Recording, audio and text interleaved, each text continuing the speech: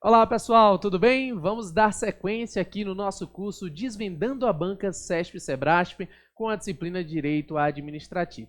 A gente vai analisar agora o tópico de processo administrativo. É um tópico relativamente recorrente e normalmente quando ele é cobrado vem com a Lei 9784, que eu sugiro que você faça a leitura integral.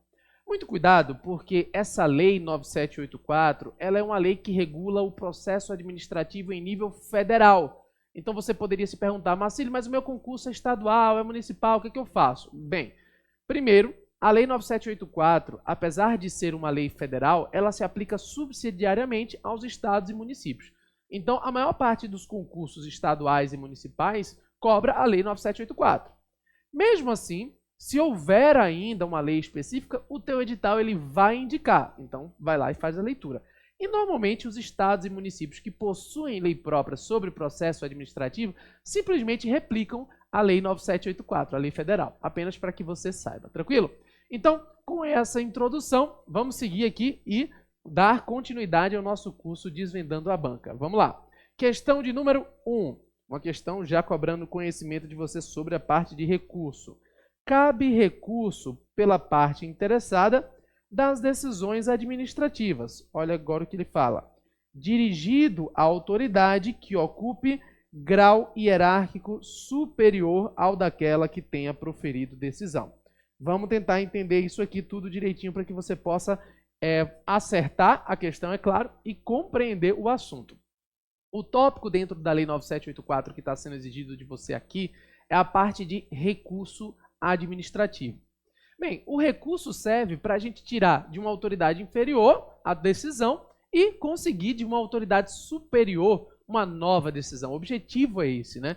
Mas a gente precisa saber a quem esse recurso administrativo deve ser dirigido. Vamos tentar raciocinar aqui. Olha, dentro de uma estrutura hierárquica na administração pública, você tem autoridades que são subalternas, você tem autoridades que estão em um nível intermediário, e você tem aquelas autoridades de um nível superior, um nível mais acima dentro da estrutura, né? Por exemplo, se você imaginar dentro de um ministério, tem analistas, tem superintendentes, chefes de unidades, e lá em cima tem um ministro, né? Isso aqui, gente, é um grau hierárquico, tá? Um responde ao outro.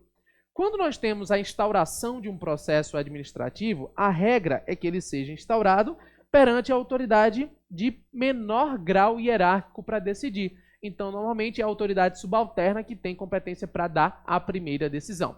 A pergunta que a questão está fazendo é, quando essa autoridade decidir, você vai ter a intenção, então, de protocolar um recurso administrativo, caso a decisão não seja do jeito que você queria.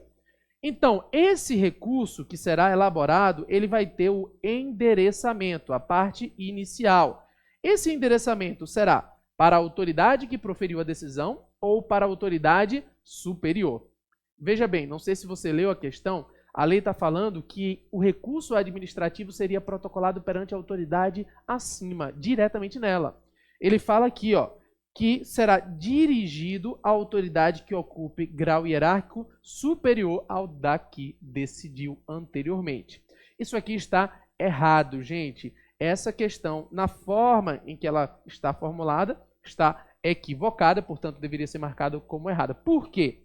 Porque dentro da estrutura da Lei 9784, como é que acontece? O recurso administrativo, ele deve ser protocolado perante a autoridade que proferiu a decisão, e essa autoridade terá o prazo de 5 dias para reconsiderar. Então, ela poderá reconsiderar, voltar atrás. Se ela não reconsiderar, aí sim ela deve encaminhar o processo administrativo para a autoridade superior que decidirá sobre o provimento ou não deste recurso, tá, gente? Então, o recurso administrativo, ele é dirigido à autoridade que proferiu a decisão. Ela terá a possibilidade de reconsiderar no prazo de 5 dias e, se não o fizer, deverá encaminhar para a autoridade hierarquicamente superior, tá? Uma vez essa autoridade decidindo, é possível ainda um outro recurso, um segundo recurso, porque o processo administrativo pode tramitar por até 3 instâncias, salvo disposição legal. Tranquilo? Dando sequência, vamos realizar mais uma questão, questão de número 2. Vamos lá. O processo administrativo, a exemplo do processo judicial, observa na prática de cada um de seus atos o princípio da inércia, de modo que o seu desenvolvimento depende de constante provocação pelos interessados. Cuidado, tá, gente? O que ele está tentando fazer aqui nessa questão é igualar o processo administrativo ao processo judicial. E neste ponto os processos não se igualam. Vamos tentar lembrar aqui. A gente sabe que no processo civil, um juiz não pode decidir de ofício.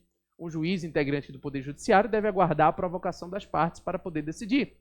Prevalece no Poder Judiciário, no processo jurisdicional, prevalece o princípio da inércia. O juiz deve aguardar as partes. Ele não pode fazer as coisas, né, por conta própria. Ocorre que, no âmbito do processo administrativo, o princípio que se aplica não é esse, e sim o princípio da oficialidade, tá? Oficialidade. Pela própria palavra já dá para entender. Oficialidade significa que deve a administração pública tocar o processo de ofício. Ou seja, a administração pública tem o dever de conduzir o processo administrativo, tem o dever de andar com ele, de tomar as providências adequadas e fazer tudo o que tiver que fazer para concluí-lo, é claro, né, tudo dentro da lei. Então, dentro desse contexto, essa alternativa também está errada, na medida em que esse princípio da inércia não se aplica ao processo administrativo, e sim o princípio da oficialidade, tá bom? Inclusive, isso é uma decorrência até de um outro princípio, né? Tanto da legalidade, exige que a administração atue nos termos da lei, é um dever de atuação, como também o princípio da autotutela, né? Autotutela. Esse princípio da autotutela diz que a administração pública deve agir quando verificar que um ato é ilegal, anulando, ou revogá-lo quando inconveniente ou inoportuno. Esse é um poder-dever. Então, o Estado, como tem esse poder-dever de atuar, deve, é claro, conduzir os seus processos administrativos também na forma da Lei 9784. Beleza? Perceberam? Essas duas primeiras questões representam, posso dizer assim, o maior universo de questões sobre processo administrativo, mas não para aqui. Na verdade, existem outros tópicos que também podem ser cobrados, mas com menor recorrência. Vamos lá? Vamos analisar aqui a questão número 3. A questão 3 diz assim: nos processos administrativos, as intimações serão nulas quando feitas sem observância das prescrições legais. No entanto, o comparecimento do administrado sofre a falta na sua irregularidade. Então, o que ele está dizendo é o seguinte, olha, se não houve a intimação e o administrado compareceu, a falta da intimação fica suprida pelo comparecimento da parte. O administrado ele foi lá, ele compareceu, então supriu. Perfeito. Isso aqui está correto, representa o que a Lei 9784 prevê. Se o administrado ele comparece voluntariamente, a intimação fica suprida e, consequentemente, dá-se ciência ao interessado. Beleza? Mais uma, questão de número 4, cobrando ainda Lei 9784. É garantido ao administrado, direitos do administrado, o direito de ter ciência da tramitação de processo administrativo em que tenha condição de interessado, podendo a intimação se dar por via postal com aviso de recebimento, telegrama ou qualquer outro meio que assegure a certeza da ciência do interessado. Gente, se o administrado ele é interessado, ele tem que ter ciência dos atos do processo administrativo. Essa questão está correta, é óbvio. Isso aqui decorre, inclusive, da própria Constituição Federal, que assegura lá no seu artigo 5º, inciso 55, o contraditório e ampla defesa. Além do 54, que também fala em devido processo legal. Então, se a pessoa ela é interessada no processo, ela tem que ser cientificada para que ela possa produzir o ato adequado dentro do processo, se defendendo e fazendo tudo o que for necessário, é claro, para poder patrocinar os seus interesses dentro do processo administrativo. E essa intimação pode ser aí com AR, pode ser com telegrama ou outro meio que assegure essa ciência pelo interessado. A via postal é admitida, é claro, dentro do contexto do processo administrativo. Beleza? Estão vendo? Não é coisa de outro mundo. nessa parte de processo administrativo, a banca CESP e Sebrasp não tem uma tendência de inovar.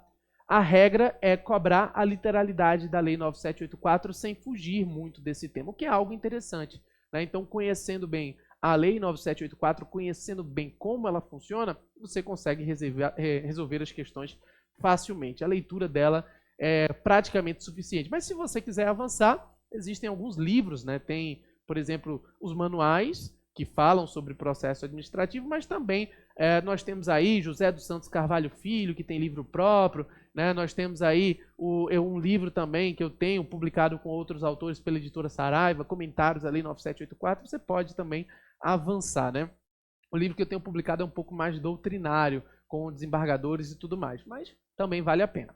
Questão de número 5, vamos dar sequência. Essa questão diz assim, ó: o princípio da oficialidade, que nós já mencionamos, então você veja que esse princípio ele é muito cobrado, impõe, veja que ele não está falando faculta, mas impõe à autoridade administrativa competente a obrigação de impulsionar os processos administrativos para resolver adequadamente as questões, podendo essa autoridade produzir as provas para proteger o interesse dos administrados. É exatamente isso aqui. Exatamente isso é o princípio da oficialidade. Essa questão está correta, né? A administração pública tem o dever de tocar o processo, ela tem o dever de agir e, consequentemente, de produzir as provas devidas. É claro que ela vai intimar o interessado para que ele possa dizer se quer produzir alguma prova, né? Mas ela tem o dever de conduzir o feito. Mais uma, questão de número 6. Considere que, em auditoria para verificação da irregularidade de concessão de um determinado direito, tenha sido constatado que alguns administrados foram injustamente excluídos.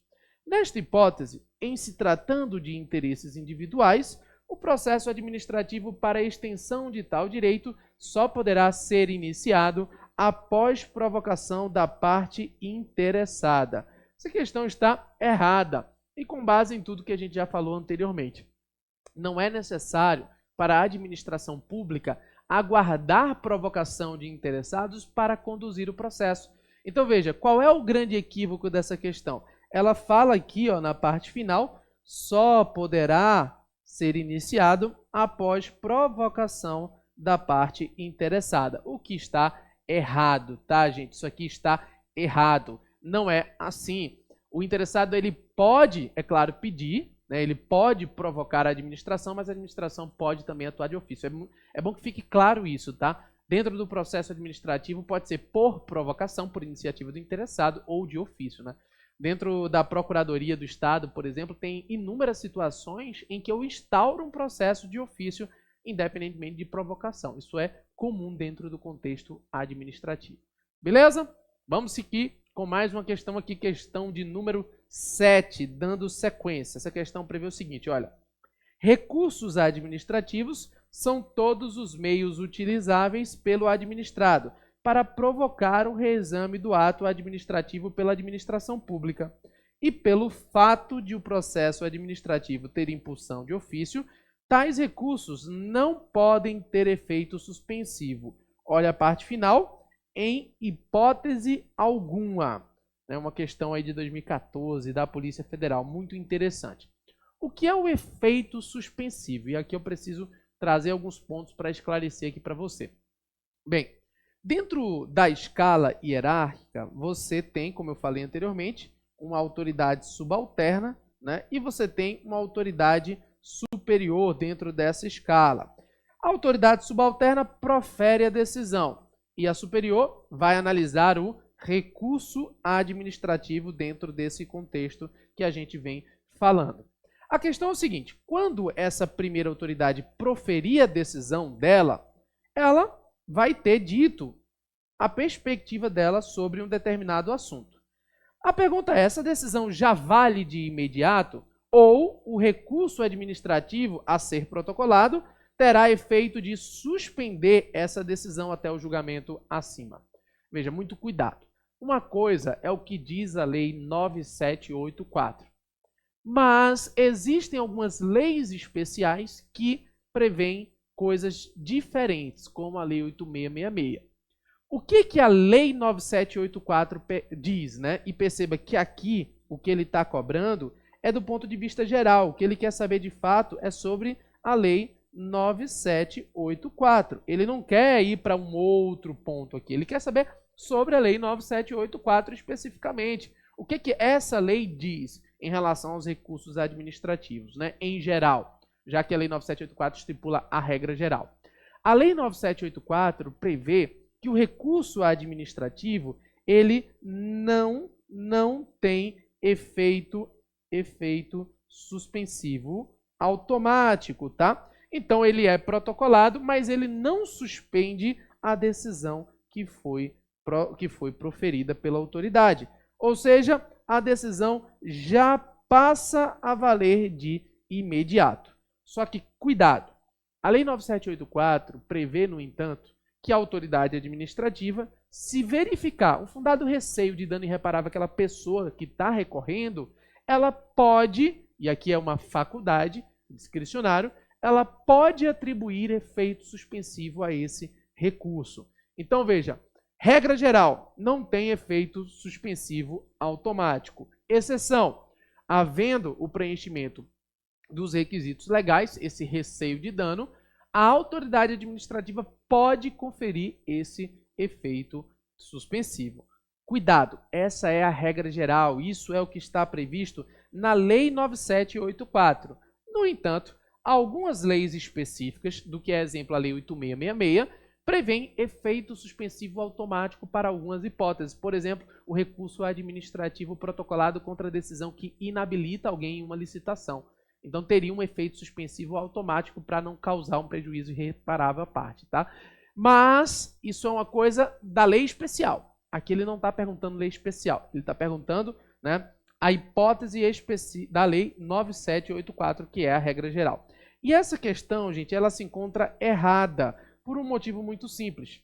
Embora acerte ao dizer que tais recursos não têm efeito suspensivo, né, essa é a regra geral, erra porque diz em hipótese alguma. A verdade é que a Lei 9784 permite à autoridade administrativa atribuir efeito suspensivo, se verificar que pode causar um dano à parte. Tranquilo? Então, questão errada, você deveria marcar aqui como errada essa questão. Tranquilo? Mais uma questão de número 8. Vamos dar sequência aqui.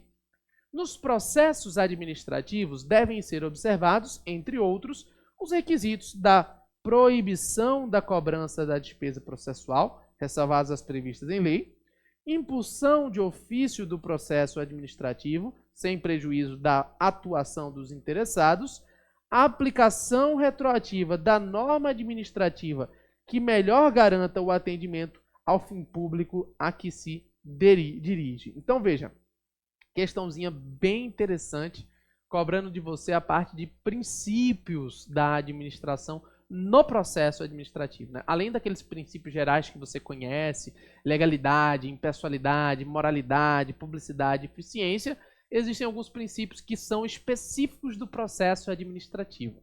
Você encontra, por exemplo, realmente a gratuidade do processo administrativo. O processo administrativo ele é gratuito, a parte não tem que pagar nada.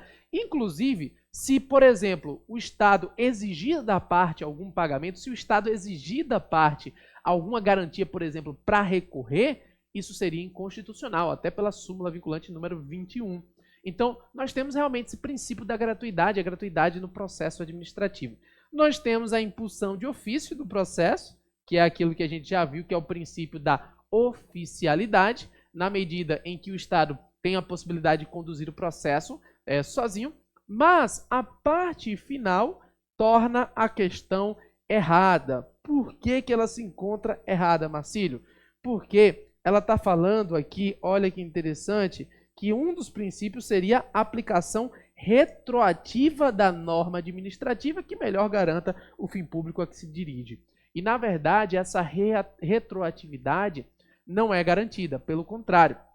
Lá no artigo 2º, parágrafo único, no último inciso você vai ver exatamente o contrário, que é vedada a aplicação retroativa da norma administrativa através de uma nova interpretação, porque isso violaria o princípio da segurança jurídica. Então, depois confere lá o dispositivo, essa parte que fala em aplicação retroativa, como um princípio, como uma diretriz do processo administrativo, está errada e assim essa questão deveria ser marcada. Tranquilo? Cuidado com a pegadinha, uma questão que não foi muito fácil, mas que está exigindo lá conhecimento sobre a Lei 9784. 3 pontos da lei, né? Bem interessante. Mais uma questão de número 9. Fala assim, ó. Tendo a Constituição Federal assegurado o direito à ampla defesa e ao contraditório nos processos administrativos disciplinares, o STF considera que a ausência de defesa técnica por advogado gera nulidade desse tipo de processo, né? Uma questão bem interessante. E essa está fugindo um pouquinho do padrão, né? A gente viu que praticamente todas as questões cobraram a literalidade da Lei 9784, mas essa questão não cobrou a lei, e sim está cobrando aqui a literalidade da súmula vinculante número 5, né? Súmula vinculante do Supremo Tribunal Federal, é claro que do Supremo, né? Porque só o Supremo edita. Então, súmula vinculante número 5. O que essa súmula diz? Ela diz que, embora o processo administrativo tenha que garantir o contraditório e ampla defesa, e realmente tem, né? O artigo 5º, inciso 55, se aplica ao processo administrativo, a presença do advogado não é imprescindível. Ou seja, não há nulidade no processo administrativo por violação, por ausência de advogado, tá? Então essa questão ela está errada, porque não gera nulidade a ausência de defesa técnica por advogado. É só você parar para pensar um pouquinho, né? Se, por exemplo, você recebe uma multa do Detran, você pode recorrer dessa multa sem precisar de um advogado. Pode contratar um advogado? Pode. Mas você pode muito bem recorrer sem advogado. Por que você pode isso? Porque no processo administrativo não se exige a presença do advogado. E no disciplinar também não. Isso é cobrança literal aqui da súmula vinculante número 5 do Supremo Tribunal Federal, que você precisa conhecer, tá? Nada muito fora do padrão, mas é interessante, né? Você também dá uma olhada em algumas súmulas. Sugiro você olhar a súmula vinculante número 3 do Supremo, súmula vinculante número 5 e a súmula vinculante número 21, todas 3 tratando de processo administrativo. Vamos para mais uma questão de número 10. Vamos lá. Tem legitimidade para interpor recurso administrativo no tocante a direitos e interesses coletivos, as associações representativas, as organizações e os cidadãos. Bem, aqui está errado porque, embora nós tenhamos a possibilidade de termos aí associações representativas e organizações interpondo recurso administrativo em determinadas situações específicas previstas em lei, o cidadão em geral não, tá? A pessoa tem que ser parte para interpor recurso, então não é livre. Seguindo, questão de número 11.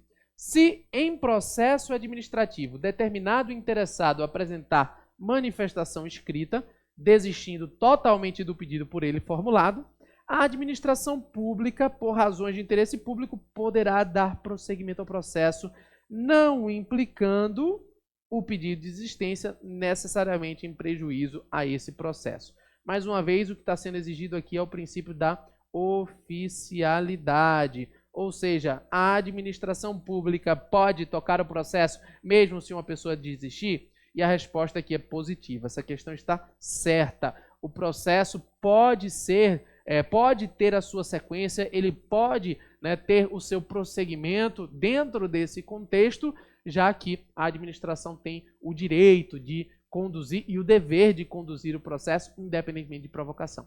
Marcílio, mas o interessado protocolou e ele desistiu. Mesmo assim pode continuar? Mesmo assim pode continuar, porque é uma atuação de ofício do Estado. Mais uma questão de número 12, vamos a ela. Dá-se-á o impedimento, devendo a autoridade comunicar o fato à autoridade competente e abster-se de atuar nos autos do processo administrativo, quando o respectivo cônjuge vier a atuar como perito no processo em que esteja como julgador. Perfeito, tá? O impedimento são hipóteses em que a própria lei já prevê, né, a parcialidade da pessoa. E a Lei 9784 tem hipótese de suspensão e impedimento e também aplica o CPC. Então, na hipótese em que o cônjuge atua como perito dentro de um processo, é claro que a autoridade julgadora ela pode ter a sua imparcialidade, né, prejudicada. Mas, Marcílio, dentro da administração pública, nós também temos esse dever de imparcialidade? De certa forma, sim, mas não é imparcialidade, sim. Seria uma impessoalidade, né, mais típico. Mas, sim, tem uma imparcialidade, tem uma impessoalidade na hora de decidir e, por isso, muito interessante essa questão. Vamos para mais uma aqui, questão número 13. No processo administrativo, o exercício do contraditório e ampla defesa encontra severas restrições, de modo que, depois da decisão proferida em primeira instância, caso seja contrária ao administrado, não caberá recurso. Questão completamente errada e é claro que cabe recurso, né? A Lei 9784 ainda prevê que o recurso poderá tramitar em até 3 instâncias no âmbito do processo administrativo. Então você tem, por exemplo, a autoridade, né, inferior, a autoridade intermediária e a autoridade superior lá em cima no contexto de administração pública. Nesse contexto dessas 3, o recurso administrativo vai fluir normalmente. Vai sair da primeira autoridade e vai para a intermediária, vai da intermediária para a autoridade superior, transmitando em até 3 instâncias, salvo disposição legal em específico. Lembrando que o recurso administrativo não terá efeito suspensivo automático, mas poderá tramitar. Essa questão das severas, né, ele usa essa expressão, severas restrições aqui, não existe, né, gente? O princípio do contraditório da ampla defesa tem previsão na Constituição, artigo 5º, inciso 55, e deve ser aplicado da mesma maneira no âmbito do processo administrativo, com algumas peculiaridades próprias, como a questão do advogado, como a questão da gratuidade, entre outros. Olha aqui, mais uma questão número 14, vamos a ela. Os princípios constitucionais que norteiam a administração pública podem ser ampliados por outros princípios normativos, a exemplo da Lei 9784, que explicitou os seguintes princípios como norteadores da administração: legalidade, finalidade, motivação, razoabilidade, proporcionalidade, moralidade, ampla defesa, contraditório, segurança jurídica, interesse público e eficiência, né? Perfeito.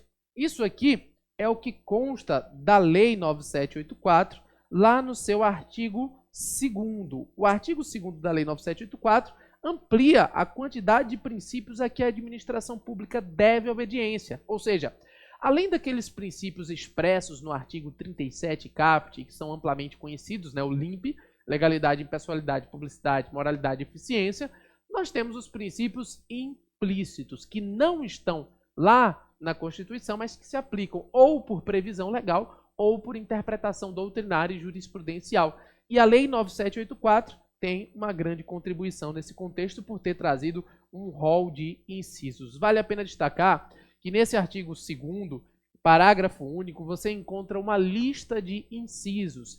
E esses incisos, normalmente, eles trazem ali o conceito daquele princípio.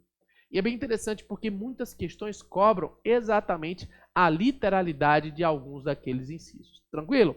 Para que a gente não ultrapasse o tempo, no próximo bloco a gente vai dar sequência, continuando a partir da questão de número 15. Um forte abraço e até o nosso próximo bloco. Valeu, pessoal!